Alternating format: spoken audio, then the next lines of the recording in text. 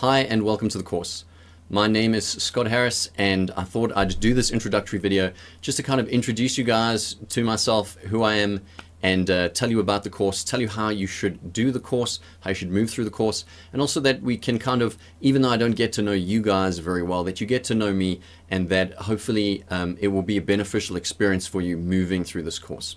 So first things first, I really feel like this course is my masterwork probably of all the kind of course content that I've ever done. It's got so many valuable elements to it that have to do with character design and drawing characters comprehensively, drawing characters well, drawing characters appealingly. And as you move through the course, I think you're going to find that this isn't a course that you kind of, you do the whole course, and maybe you've had experience before, you do a course and you feel like, there were one or two good nuggets of information in that course. I'm hoping that you'll feel like, wow, this course really took me maybe from somewhere where you didn't know how to draw characters at all to like, now I really feel like I know what I'm doing. Or if you have started drawing a bit, or you're intermediate at drawing, you feel like, wow, this has amped up my skills so much. And that also that these concepts, these very core concepts, as they become part of how you draw, you feel like, wow, this course was worth it for me. That is my hope, and I really do hope, that you guys really become great character artists and are able to draw in a multitude of styles and any kinds of characters you want, with appeal, with feeling, with story, with emotion, and what have you. So that's kind of how I feel about the course and how I want to kind of present the course to you.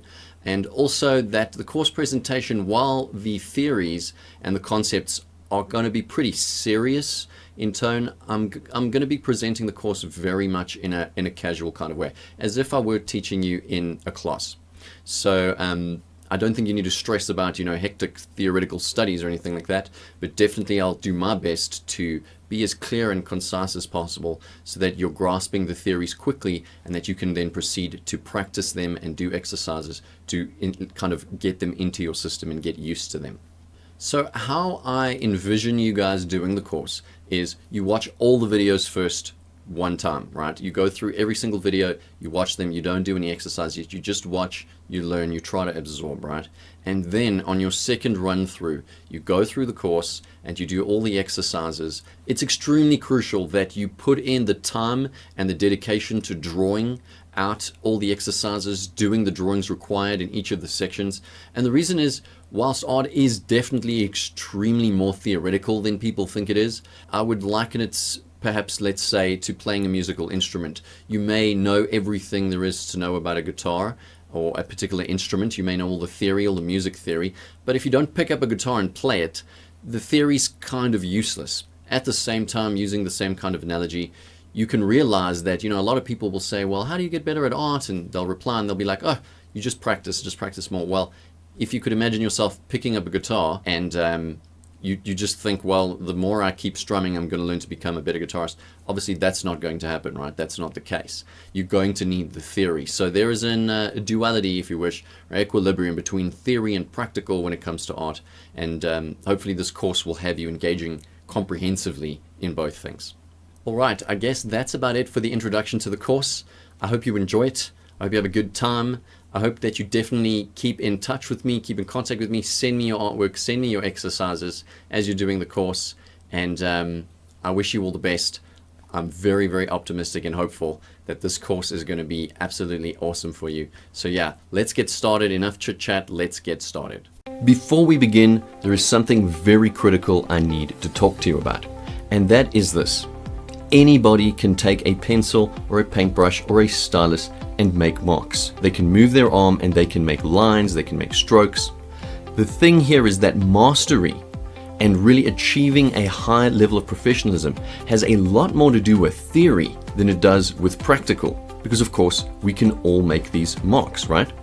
And so what we want to do is understand the theory to as high a level as possible so that we can make every single mark that we make effective. Now you'll be learning a lot of theory in the course, but yet the course is also packed with practical activities, practical demos, and lots of drawing to be done.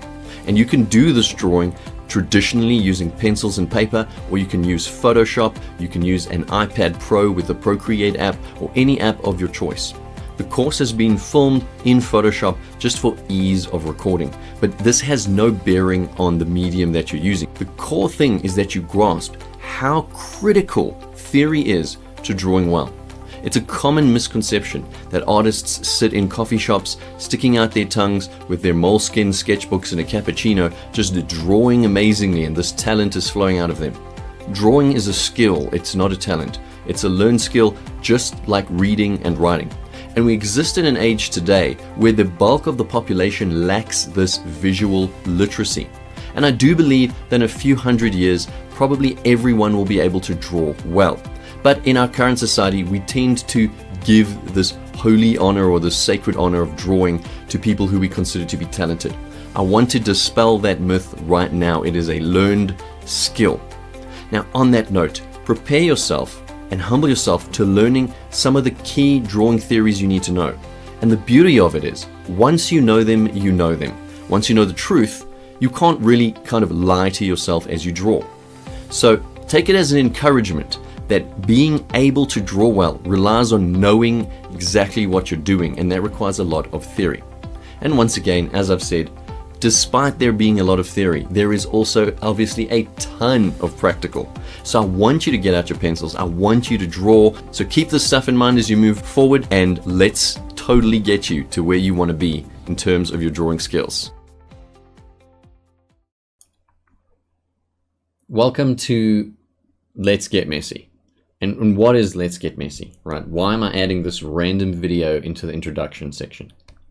And Let's Get Messy is really an encouragement to you to be messy, to be untidy, to be loose, to be rough when you're drawing, right?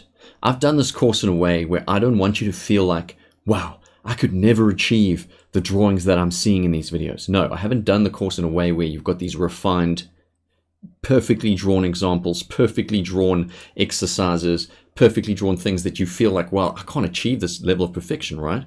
No, I've done the course in a way that is loose, that is messy, that is rough, yet the elements in the theory are correct. The elements in the theory are strong, and I will show you how to move from rough and messy to refined and neat and beautiful and tidied up and clean and professional work, right? But I want to encourage you as you're starting the course, start letting go of trying to make perfect drawings, right? Start letting go of it. Be rough. When you're doing exercises, be rough. When you're trying to work things out, be rough, be loose. Let yourself be wild and free and fast, okay? Let's get messy. Let's get really messy.